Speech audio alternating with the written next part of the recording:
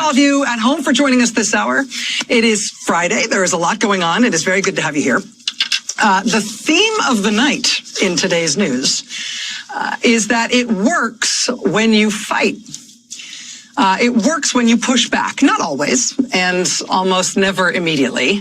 But when you are being pushed around and you are mad about it, and somebody's messing stuff up that shouldn't be messed with, pushing back is a good idea. Because not pushing back never works. And pushing back sometimes does. For example, it seems to have worked tonight to stop the Trump administration from stealing your mailbox. From literally snatching your local mailbox off that corner in your neighborhood where it has been forever. You may have seen some of these pictures this week of trucks going around, flatbed trucks, with a whole bunch of our mailboxes piled up in the back as workers unbolt them from the sidewalk, remove them, put them in a truck, and drive them away. They've been going around unbolting these things and taking them. But apparently, as of tonight, they are going to stop doing that, at least for now, at least until after the election, because of the pushback they've had against it. And this is important as a matter of principle, and I think in terms of understanding where we're at as Americans. It's also like a substantively interesting and important part of this story we have been covering now for a few weeks. But let's, in all of the coverage that we've done about the Postal Service and the president saying he's going to sabotage it in order to stop the Postal Service from being able to handle mailed-in ballots for the election, all the elements that we have covered around this story for the past couple of weeks, I feel like the one thing that we haven't done is really talk about where this starts. And it turns out it's really gross. Just a few weeks after Trump was inaugurated, the Republican National Committee, National Republican Party, they sent out a press release announcing effectively that the Republican Party and the Trump universe were now melded, that the Trump guys would be coming in and taking over. Now, I have to tell you, they have since taken down that press release we just put up on the screen. They've made no mention of the fact they deleted it. They've just tried to disappear it because they're embarrassed about it now. But nothing ever really goes away on the internet, and we captured it, so we still have it, even though they've deleted it. And even now, 3+ years after they put this up, it is still amazing to see. Look, today, Republican National Committee Finance Chairman Steve Wynn announced additional members of the RNC's finance leadership team, describing these longtime friends of the party and supporters of this administration. Quote, Elliot Broidy, Michael Cohen, and Louis DeJoy will serve as National Deputy Finance Chairman of the RNC. So this is April 3rd, 2017. Trump gets sworn in January. The Republican Party announces 6 weeks later or 8 weeks later, okay, now all our money guys for the party are going to be these Trump guys. But look at who they announced. The new deputy finance chairs of the RNC. Number one is Michael Cohen. The same Michael Cohen, ultimately convicted on multiple felonies, sentenced to years in federal prison, currently out on home release because of coronavirus, and about to release a tell-all book in which he says he's going to describe multiple crimes he committed with the president. First RNC finance co-chair announced in April 2017 by the Republican Party. Second RNC finance co-chair announced in April 2017 by the Republican Party is this guy, Elliot Broidy, who had previously pled guilty to bribing multiple New York state officials, was only spared prison time after he flipped and turned state's evidence. That was in his record before they picked him. After they picked him, in the Trump era, Elliot Broidy has been in the headlines for lots of things. For example, as the reported subject of multiple federal grand jury investigations into various corruption schemes. Also, you might remember when this guy from the Trump campaign effort, George Nader, was recently sent to prison for 10 years as a convicted child sex trafficker. One of the unresolved matters in the George Nader case was why George Nader gave Elliot Broidy $2.5 million in 2018 before he went off to prison as a pedophile. Elliot Broidy did end up stepping down from his RNC finance chairman role when it turned out that he, too, used all of the same lawyers and all the same documents and all the same weird legal tricks to make his own hush money payments to a woman he'd had an affair with, just like the president did with Michael Cohen as a felony campaign finance violation in 2016.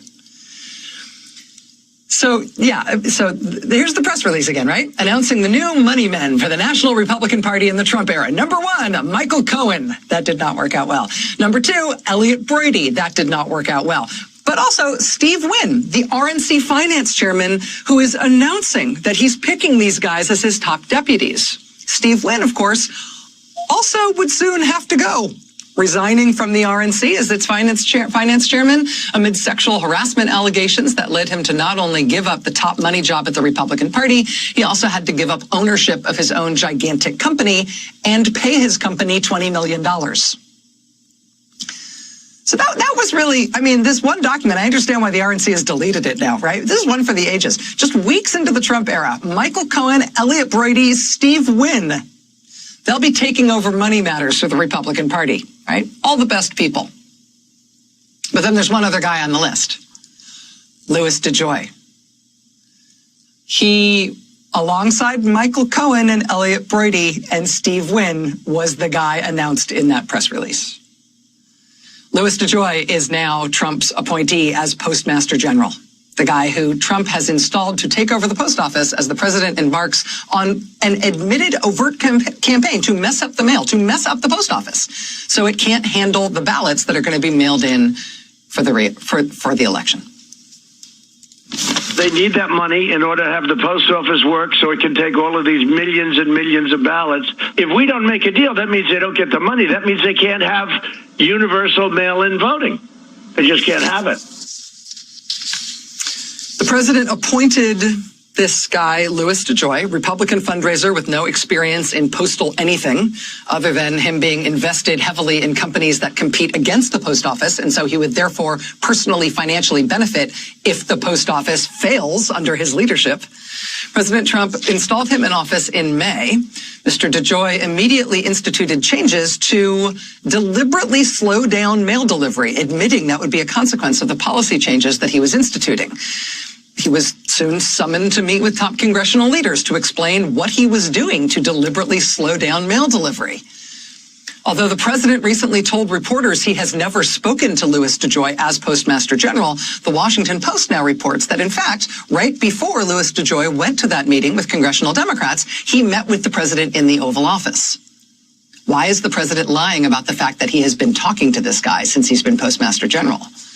And why does the Postmaster General need to meet personally with the president in the Oval Office before he goes to Congress to face questions about him deliberately slowing down the mail in advance of the election?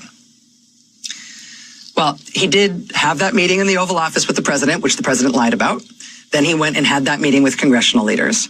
And that night, after he met with congressional leaders, Louis DeJoy, late on a Friday night, removed nearly 24 senior executives at the post office from their jobs. These are people who oversee mail delivery and its logistics. He took them all out of their jobs late on a Friday night so as to concentrate the power and control over mail delivery in himself.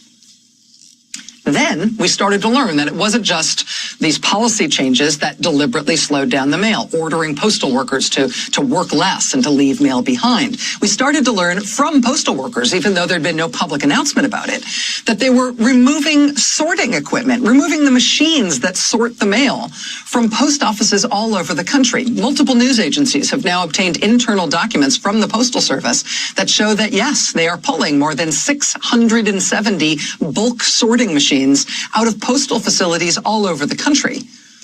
As the Washington Post puts it today, these machines are mostly being pulled from, quote, high population areas, which translates in electoral terms, of course, to places where Democrats live. After local press around the country started to discover that there had been notification letters from the Postal Service to individual states warning them that the post office under Louis DeJoy doesn't plan to get ballots in time to be counted under the timeframes that states have set up for voters this fall, the Washington Post was first to report today that it's actually 46 states and D.C. that have received these notices from the Postal Service, effectively saying we don't plan to get voters' ballots in on time to be counted. You 46 states and D.C., you better figure something else out. These plans that you have for vote by mail, we don't think they're going to work. The slowdowns in the mail already are having a material effect on people's lives. Just anecdotally, I will tell you, we've set up this website, www.sendittorachel.com. And that means that we get a lot of direct feedback from you guys. We get also Twitter direct messages and all the emails and and voicemails and all the different ways that you guys are able to get in touch with us. I have never asked for any viewer feedback on this subject, but anecdotally here at the show, we have been sort of flooded with unsolicited accounts. People wanting us to know that their prescriptions are arriving late, their bills are getting to them late, and or their payments of their bills are being delayed when they send them back in the mail. So people are getting late fees from paying their various bills, and in some cases that's messing with their credit ratings. Small business owners who have always relied on Postal Service shipping have been volunteering to us, to me in this cable news show. I think just because we've been covering this story like everybody else, business owners have been contacting us to tell us how much their businesses are getting screwed up now by brand new shipping delays they never had before, and mail delays and stuff just not working with the mail the way it always has before. And there isn't some glitch and something that's going wrong at the Postal Service. This isn't like a COVID thing. This is deliberate stuff. This is a deliberate sabotage of what the Postal Service does. They are messing it up on purpose. And Louis DeJoy admits that the stuff that he has done, it seems to be slowing down deliveries. But in the long run, it'll be all for the good. But that material effect on people's lives and the way we all depend on the mail, it has led to a couple of interesting things that we are now seeing in the wild. One is that, and this sort of like plucks all my heartstrings all at once, just as a civic stork. We at least are seeing in public, on social media, and in our own anecdotal communications with our viewers, we're seeing people ask what they can do, how they can help. People have been writing to us. People have been writing online to like the postal workers unions, literally asking if they as citizens can volunteer to help sort the mail, or to, make meals for postal workers, or can they raise funds for their local post office? What can they do? We pay for the Postal Service with stamps. We also pay for it with our taxes. We shouldn't have to do any of that. It's the U.S. Postal Service. We're already paying for it. But we're seeing out there organically that people really don't want the freaking mail messed with. They want to help. They want to protect the Postal Service. And they also are mad at people who are messing with it. In Little Midland, Michigan, which is not far from Saginaw, Michigan this week, we saw in the local press there that local folks organized a Support the Post Office protest in their town. The AP and the local paper, the Midland Daily News in Michigan, they got some of these great photos from this protest, which I think is something that you're probably likely to see in lots of other places in America. You see their U.S. mail, not for sale. Support the mail, stamp out the Postmaster General. Or this one, want to screw up the election? Screw up the post office. Or this one, how is slowing down the post office making America great again?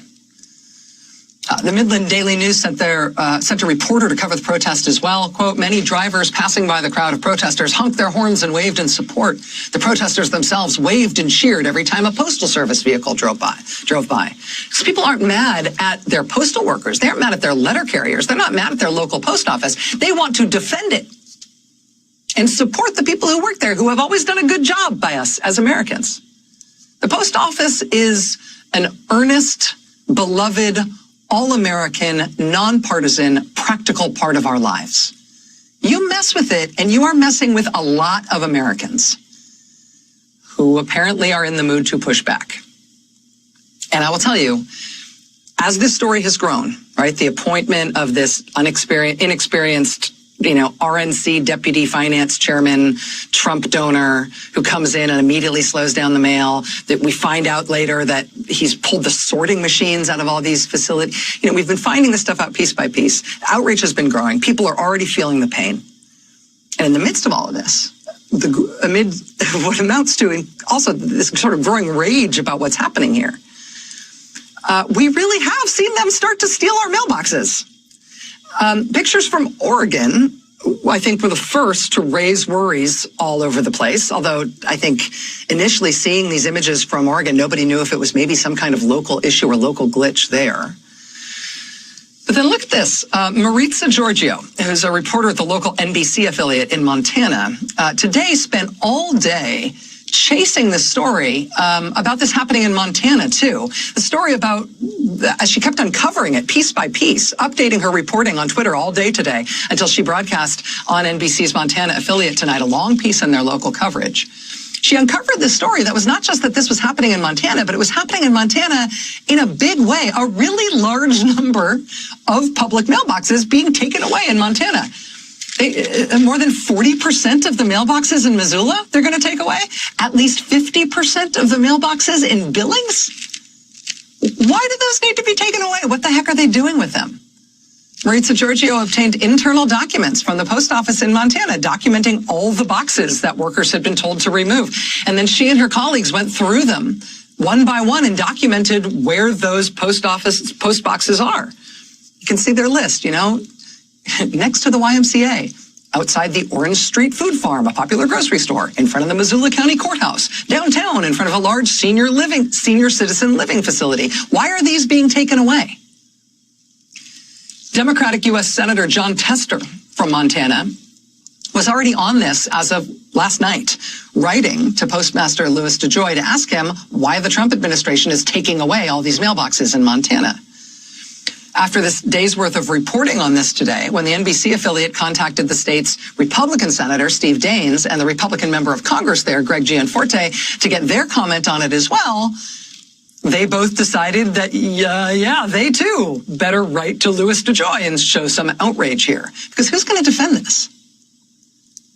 I mean, if the Trump administration thinks that Republican voters can somehow be talked into the idea that slowing down the mail and stealing all the mailboxes is great for America, and therefore Republican senators and members of Congress will go along with it and cheer for it. I mean, that just might need more thought, given the way the post office works in all of our lives. The U.S. Postal Service is more American than apple pie, and I mean that in a very specific sense. Apple pie does not have its own line in the U.S. Constitution. The post office does. It is a necessity. It is uncontroversial. It is integrated into the fabric of our lives. It is how we get prescriptions, particularly if we are veterans or senior citizens or if we live in rural areas. It's how we all get packages, which we get more of than ever because of the COVID crisis. It's how we get our bills. It's how we get our letters. It's how we get our ballots now because of the COVID crisis. It's the freaking fracking mail. We need it. What do they think they can get away with here? Multiple secretaries of state, Republican and Democrat, from red states and blue states, have asked Louis DeJoy to meet with them. NPR was first to report that he is ignoring them, and no such meeting has been scheduled. I mean, them getting rid of the sorting machines at postal facilities and then the mailboxes from your local street corner. This is something they made no announcement about. They made no public announcement that they were going to do this. We had to have it told to us by postal workers and by people who observed the trucks going around picking up the mailboxes. I guess they thought they would never have to answer for this stuff. But this is a fight against a thing that Americans actually and quite broadly love and respect and don't want to go away. This is the kind of fight that most Americans have a side they want to be on, and it is not the side that is stealing the mailboxes and telling us that, I don't think it's going to work out for you to get your ballot in on time.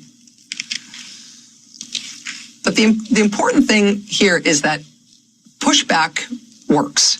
After a day of all this reporting today on the situation in Montana, and the outrage that ensued, and the complaints first from the Democratic U.S. Senator there, and then thereafter from the Republican Senator, Republican member of Congress. Maritza Giorgio and her colleagues at NBC Montana were first to report that they had confirmed with the Postal Service that, they were backing down. That the Postal Service in Montana would stop what they were doing in Montana. Plans to take away 40 and 50% of the mailboxes in Montana's biggest towns. They would stop that. They would put that on hold. And then, just before we got on the air tonight, the Postal Service confirmed it nationally because they were working on doing this nationally. But now with the pushback, they're going to put that on hold. They are going to stop taking the mailboxes away. The Postal Service confirming tonight, quote, "We are not going to be removing any boxes. After the election, we're going to take a look at operations and see what we need and don't need." They were planning on doing this everywhere. And then people got really mad when they noticed them doing it. And they screamed and yelled, and that stopped them. In this era, especially as we are getting closer and closer to the election, and this stuff is getting more and more blatant and overt, hoping for the best doesn't work, right? Shame doesn't work. We've seen the president flat out admit, right, that he's doing this stuff for the reasons we know he's doing it. Hope doesn't work, shame doesn't work. But noise does, it turns out. Not always, but it's sort of the only thing that's working now. Locally focused outrage and complaint and hard questions, and we're not going to take it, sometimes works. At least it did today in Montana, and then very soon thereafter, nationwide. You can thank Montana, I believe, for having saved your state from going through this same thing, maybe before the rest of us even knew it was starting to happen. We have been watching this story evolve all day in Montana with the NBC affiliate in Montana doing such brilliant work on this. When we found out that the pressure had worked and that the Montana Postal Service was changing its plans and then nationally they were putting these plans on hold, we contacted Senator Jon Tester's office to talk to him about it. They initially told us he could not join us tonight because he is harvesting winter wheat right now on his farm. We fact-checked him. We can confirm that is, in fact, what he has been doing. But after allowing us to badger his staff all day, Senator Tester did graciously agree to leave his tractor and join us tonight, at least for a second, before he has to get back to work. Joining us now, fresh from harvesting the winter wheat, is Montana's senior senator, Jon Tester. Sir, thank you very much for joining us this evening. I know the opportunity cost of what you're not able to do right now because you're here. Well, look, I wished I was with you via video. Obviously, I'm on the wrong side of the digital divide, but I just want to thank you, Rachel, for this. The Postal Service is so critically important to all of America, but particularly to rural America. I don't know what the Postal Service is doing. Their actions raise more questions than they answer. But I am happy that they put a pause to the removal of the collection boxes across Montana and across the country. But this is just ridiculous. As you've already pointed out, the Postal Service is in our Constitution. The Postal Service is really important. It's not only important for voting and ballots, it's important for prescription drugs and Social Security checks and making sure people get parts for their equipment or for their home. And the fact is what this Postmaster General is doing, who, by the way, has no business being Postmaster General, is ridiculous. It's ridiculous. Just trying to destroy part of the lifeblood of this great country. We saw the announcement today that the Postal Service's Inspector General is reviewing a number of things related to Postmaster DeJoy, including his own financial conflicts of interest that seem to be unresolved while he takes the helm of this agency. And while I think that's good news in terms of accountability with some of the things that he's clearly trying to do to this agency and some questions about him being at the helm, I am very conscious of the time here and how close we're getting to the election, especially not just for Election Day, but for the kinds of deadlines or pseudo deadlines that we all have in mind in terms of how quickly we all need to vote and get our votes in order to have them count in November. It really does seem like you complaining alongside the Republican members of your congressional delegation in Montana, seems like you guys complaining stopped this in Montana, and then that helped stop this nationwide. Do you think that same kind of pressure, particularly in a bipartisan way, might also help get the sorting machines back, might also help reverse the personnel policy changes that have slowed down the mail already, might fix some of the rest of this? Absolutely. I think that the challenge that I have right now is that I'm in the minority in the United States Senate. Mitch McConnell has been walking hand in hand with Donald Trump, and make no mistake about it, the Postmaster General is taking his orders from the President of the United States. He doesn't want the Postal Service to be what it's been throughout this country's history, and because of the election. He doesn't want everybody to have their votes counted. I think it's pretty obvious by his statements. So, yes, it would help greatly if folks on the other side of the aisle would say, this is crazy. This president is on the wrong path. He's taking the country down the wrong path. We need to make sure we save our post office and a lot of other things in this country that are being blown up by the president. Montana Senator Jon Tester, sir, again, thank you for cutting into your schedule. I know harvest time is super busy for you, and that's no joke. Thanks for taking time to help us with this today, and thanks for helping save the post office today. Absolutely. Thank you. Thank you, Rachel. This is really an important issue for rural America. I'll just tell you that. Thank you. I know that for sure. Thank you, sir. All right, we've got much more to come tonight, including we're going to be talking with the person inside the system who I believe was the first person in the country to alert the nation that something weird and very hard to reverse was going on in terms of the way the Trump administration is trying to break the Postal Service. This person who let the country know about one of the first and worst things they've been doing is going to join us here live next. Stay with us.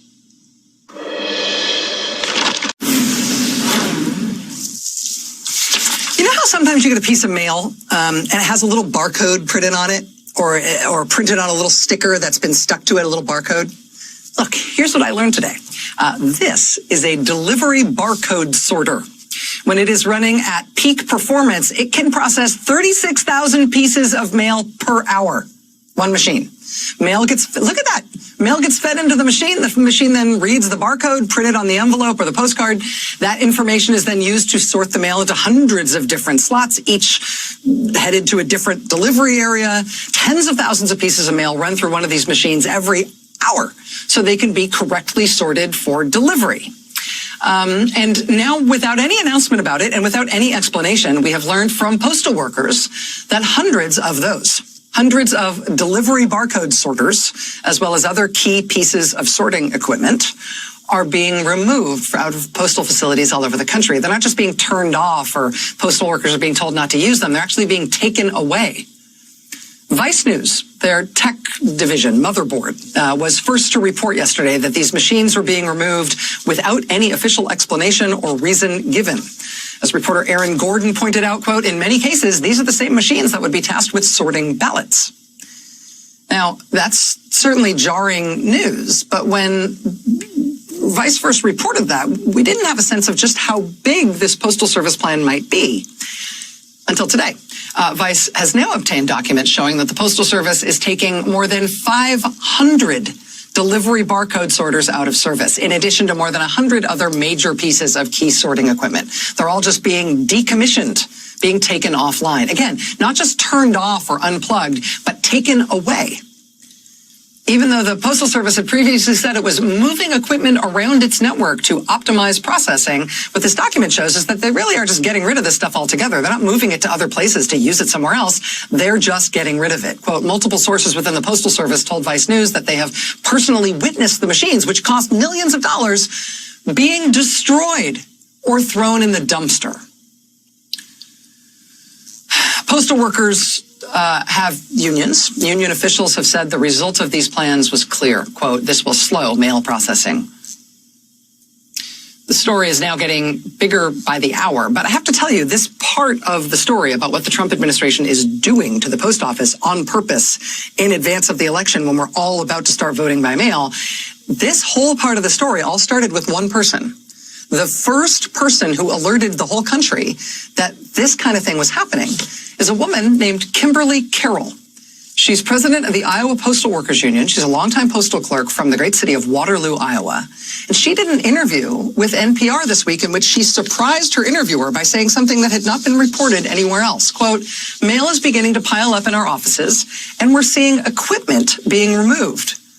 The news was such a surprise that the NPR interviewer was sort of caught off guard by what Ms. Carroll said, asked her to explain. She explained that sorting machines were being removed at her own facility in Waterloo and at postal facilities across Iowa. And she made it clear that this was not about trying to help save money. This was not going to save money. Quote, I don't see this as a cost-saving measure. I see this as a way to undermine the public confidence in the mail service.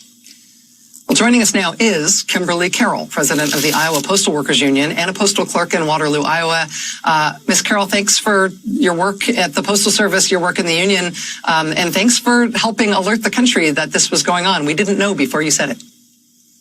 Well, I appreciate that you have taken up the story and made the public aware of what's happening. So thank you. Well, you know, it would be a lot easier for us to report on these sort of major and consequential changes at the post office if they were announcing that they were doing these things. Major policy changes at the post office, particularly ones that are going to affect when and whether people get their mail, seem like the sort of thing that we would previously have the post office kind of put out for public debate, put them out for public comment. But this stuff with the sorting machines, some of the other things they've done in terms of overtime rules and giving postal workers different directions about how to handle mail and when not to bother to deliver it. This has all just been stuff that we found out from you guys. They haven't been making public announcements about these things. At least that's how it seems from the outside. Or is there a part of this a public-facing part of this that we've just been missing? No, I think that it was a deliberate act to avoid public comment. Because in the past, they have tried similar types of changes where they were closing post offices or closing plants. That happened not too very long ago, and the public rallied behind the Postal Service and stopped that, got a halt to closing plants and post offices in order to protect the service standards and what we do for the public. So I think it was deliberate to make sure that the public didn't have an opportunity to comment and get them to stop what they were doing.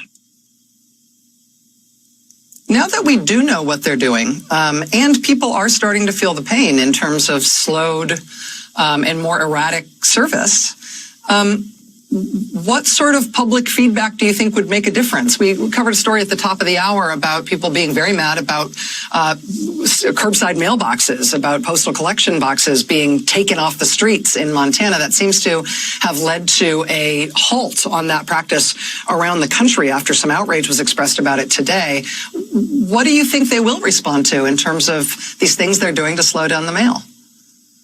Well, I think the public needs to be communicating directly with the post office, and also they need to be getting their senators to be taking action to take away the justification for all of this. Because let's face it, the reason that they are giving for all of this is a cost-saving measure because of the financial situation that the Postal Service finds itself in.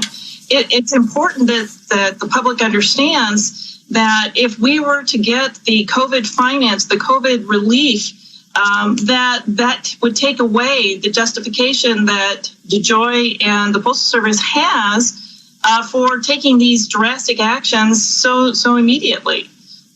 So it would be critical for the public to be putting pressure on the Senate to provide us with relief and then make sure that the president doesn't veto that. Unfortunately, we have been a part of all of the relief conversation because we've continued to provide services to the public. But in each and every time that has come up for ratification, we have been essentially line item vetoed before it actually got to the president. So it's important that we continue to put that kind of pressure. And what happened in Montana is very encouraging to me because that is showing that the pressure does work. So I'm energized by all of that. Me too. That is, it's the first encouraging. I feel like I've been kind of despondent seeing a lot of small d democracy stuff getting undermined and feeling like there wasn't much anybody could do to stop it because it felt sort of extra legal or outside the system. I think you're right that it is encouraging to see what happened today in Montana. I will also tell you that it makes a huge difference that you, as a postal clerk, were able to tell us about them taking that sorting machine out of your office in Waterloo, Iowa, and to let us know that that was happening in other offices around Iowa. That is what broke open this story so that we knew that some of these unannounced changes were happening at a very serious level all over the country, and we wouldn't have known that without you. So Kimberly Carroll, president of the Iowa Postal Workers Union, thanks for your service. Thanks for helping us understand what's happening here. Thank you for bringing the story to everyone's attention. Thank you. All right, we've got much more to get to here tonight. Lots more to this story. Stay with us.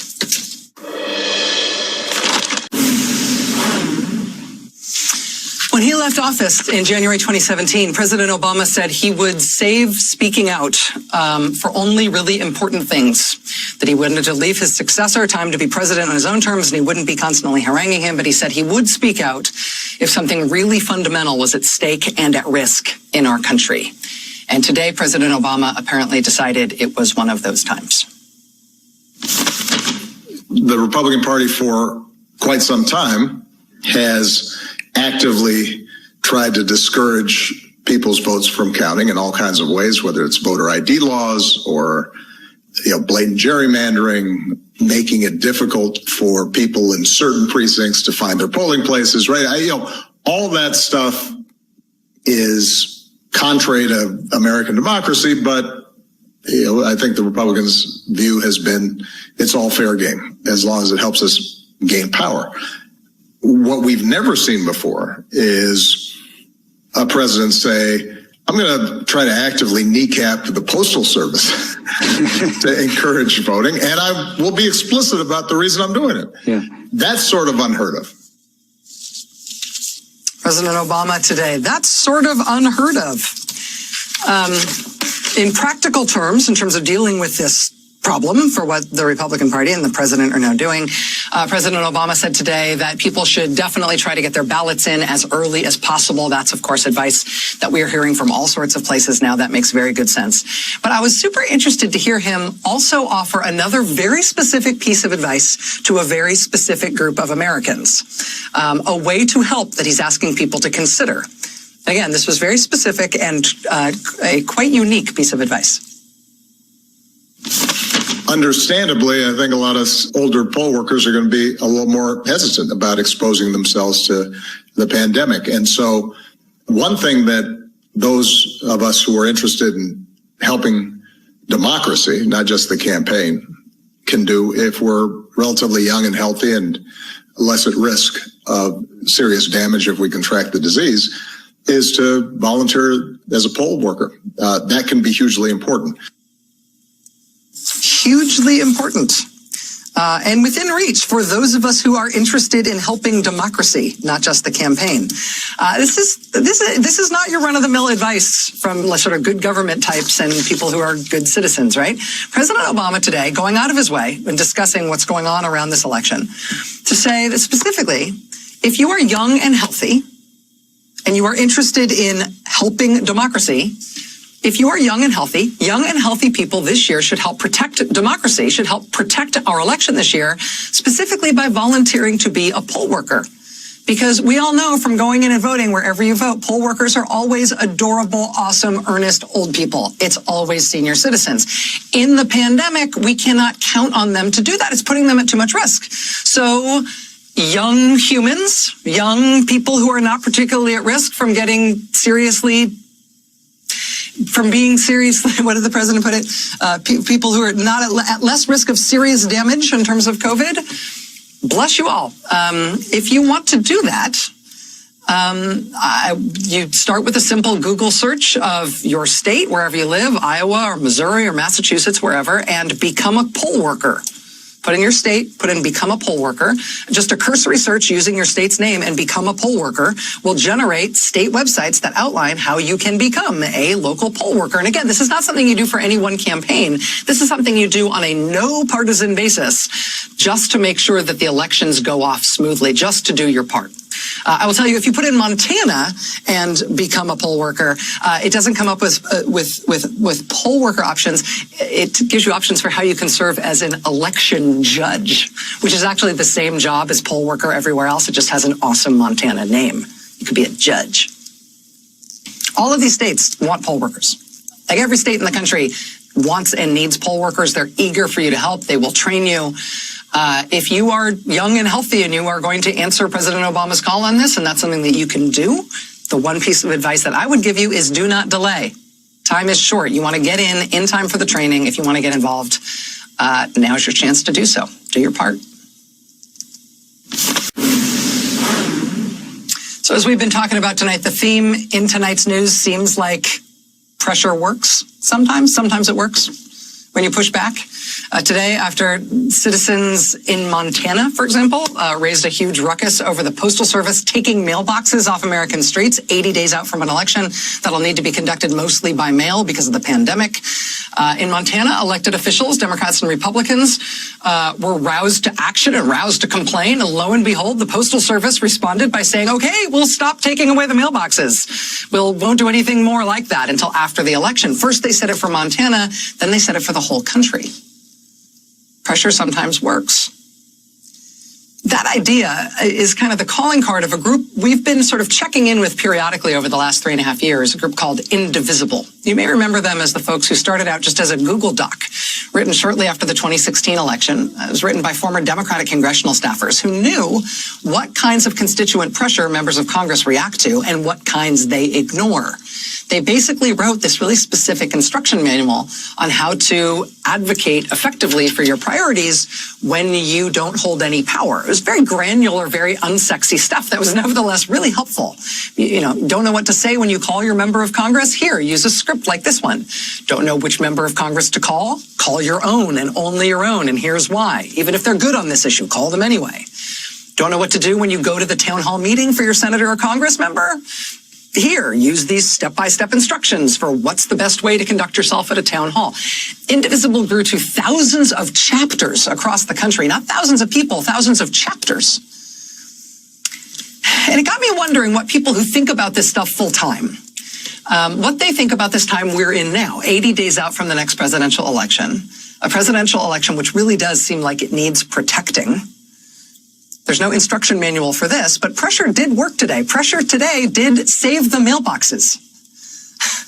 What next? Joining us now is Ezra Levin, co-founder and co-executive director of Indivisible, again, who we've been checking in with on and off for the last 3.5 years. Ezra, it's great to see you. Thanks for making time tonight. Great to see you, Rachel. Thanks.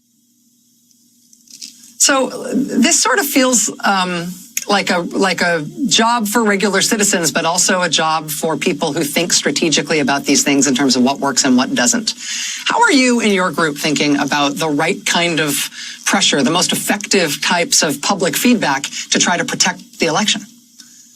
Well, I love that the theme of the top of the hour was pressure works. I think we could have named the Indivisible Guide Pressure Works instead, because that was the basic idea. And at the heart of it is this idea that regardless of who your representative, who your senator is, that representative, that senator, they're going to wake up every single morning thinking, how am I going to get reelected? And the answer to that is they've got to convince their constituents that they're one of the good people in Congress. They're the ones who are actually fighting for them. And you know a good way to convince your constituents that you're not one of the good people in Congress? It's to attack the United States Postal Service. As you covered, the United States Postal Service is incredibly popular, not just among Democrats, among independents, among Republicans, among folks in rural areas, suburban areas, exurban areas.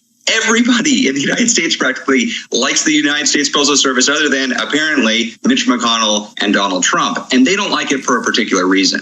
They don't like it because it is a threat to their power. So we think that the tool that everybody watching this right now has in their tool belt is constituent power. Their individual representatives and senators have the power to affect what the USPS does. And so if they make their voice heard in this moment, we can change things. They've already done it, right? We've already seen it earlier. We've been able to roll back some of the sabotage, but we need to now think about how we can roll back all of the sabotage. Are you heartened at all by this news that the Inspector General at the Postal Service is apparently looking into Louis DeJoy? Are you heartened at all by the calls that there ought to be, big spotlit hearings in the House, if not in the Senate, to get DeJoy there and to get other administration members there to defend what they're doing? Do you think that kind of thing would make a difference, or is time too short? Look, time is short, so I think it's great that the Inspector General is launching an investigation, but we don't have enough time. Currently, the hearings that are scheduled in the House of Representatives, which I remind you is controlled by the Democrats, they're not scheduled for another month until September. Now, there are representatives like Ayanna Pressley who have called for the House to come back from vacation to start hearings immediately. And I think that's a good idea. I think they should do that. I think as soon as next week, we could see emergency hearings and haul DeJoy in front of committee members. I'll haul him in front and have him answer for what he's done. And if he's unwilling to come, then haul his bosses in. There are 6 members of the Board of Governors of the Postal Service. They should also come and answer for what DeJoy is doing. That is power that House Democrats have, and I think they should use it. So really, right now, it doesn't matter if you got a Republican, an independent, or a Democratic House member or senator. You should be telling them, hey, we want hearings right now. As long as the House and the Senate are in recess, no member of Congress ought to be able to appear in any kind of public venue, be able to have any kind of virtual town hall without being asked, what are you doing to protect the USPS? Ezra Levin, co-executive director of Indivisible. Ezra, thank you very much for sharing your thoughts with us on this tonight. It's good to see you. Thanks for having me. All right, we'll be right back. Stay with us.